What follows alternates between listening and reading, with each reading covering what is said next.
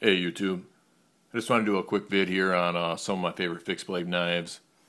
I think you can probably get a very similar knife for less money, but I really don't think you're getting better quality all the time. I mean, the Ontarios and some of the other brands, you really get a really good knife for the money. Schrade even, that SDHF1 I have, you really get a good knife for the money. But these have really impressed me through some hard use and still being hair popping razor blade sharp and great ergonomics, and you know, as much as some guys don't care about this as much, great sheaths that come with the knives. I used to go by Rat Cutlery, if you guys aren't familiar with this just by looking, and I bought this one a while back. It's an RC3.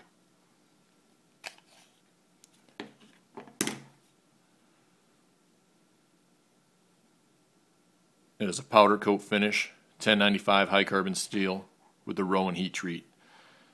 Orange G10 handles. I bought this mainly as a hunting and camp knife, and I couldn't be happier with it. I love it. You see some wear on the finish if I can focus here, where the texture of the powder coat seems to be wearing away. Bored while hunting, I have made several spoons out of logs of hardwood harvested off the property down south. And there's a good image to show you where it's wearing. That's not bare steel, it's still green, it's just not as textured. And cut 3 real good days worth of campfire batoning with this knife. It's a perfect EDC type knife. The size is right. 3 inches of cutting blade with a 1/2 inch left over in the choil. Handle is just a little short, but good. The bevels make for good cutting. Choil makes good choke up work, although I find the corner of the edge is just a little bit sharp for using your bare hand there. If you want to see more about this one, you can kind of look into my other vids on it, but I found it to be perfect. But I also noticed that through batoning and trying to break this knife, batoning hardwood and screwing around, and it came out of all of that just as sharp as it started. I wanted a bigger one. I looked around for a rat for a while, posted a thing online, didn't get any responses, so I ended up having to go to the ESEE. I wanted a matching set, that's the only reason. Rat changed her name to ESEE Knives, and I looked around a little bit, and I believe it was Knife Works where I ended up purchasing, and I took this one deer hunting this year. The differences are apparent, but not too big. Your handle is pretty much identical. Obviously different markings. Green OD finish, orange G10. They make a micarta, many different micarta handles, and black, tan, and OD green I think are the blade finishes. I wanted a matching knife. They also make a pointed pommel, which I don't like because wearing it, if I lean over, I don't want the thing jabbing me in the ribs because I wear it under my coat. This gives me 4 inches of cutting edge and a 1/2 inch where the choil is. I find that the cut on this blade is a little different. It is not as sharp cornered to where used choking up isn't bad. This one gave me a thicker spine than the other model. Let me see if I can focus better for you guys. Different jimping as you see, but not much. Both are very functional.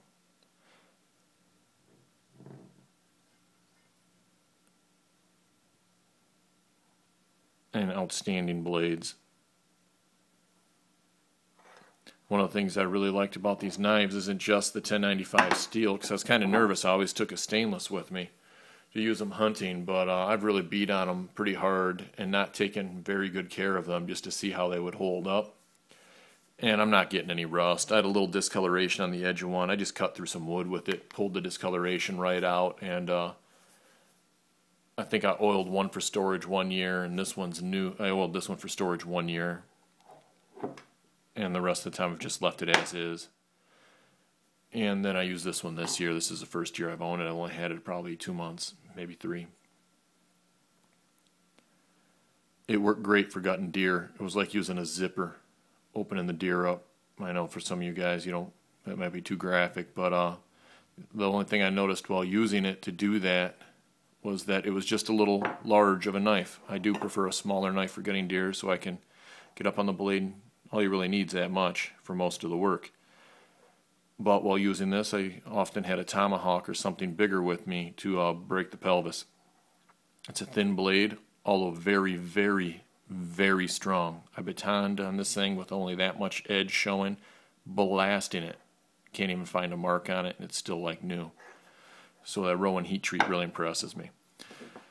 So I went to the bigger knife so I could do more camp chores and food prep and bigger stuff with it, and shelter stuff. Just for screwing around, I think it'd make an excellent bush knife, even a survival knife.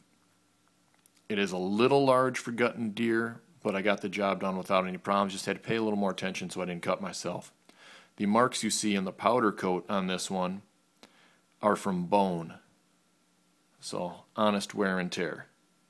Legit character. Not like me. And I'm happy with that. The powder coat wears like iron. It really does take a while. A lot of guys online, once their powder coat gets worn too far or gets too ugly, they strip it completely off the knife, and then they'll use a little bit of mustard, just like you get at a fast food place, a little one, and they'll smear it on with their finger, let it sit for 20 minutes or an hour, then wash it off, and it patinas the steel.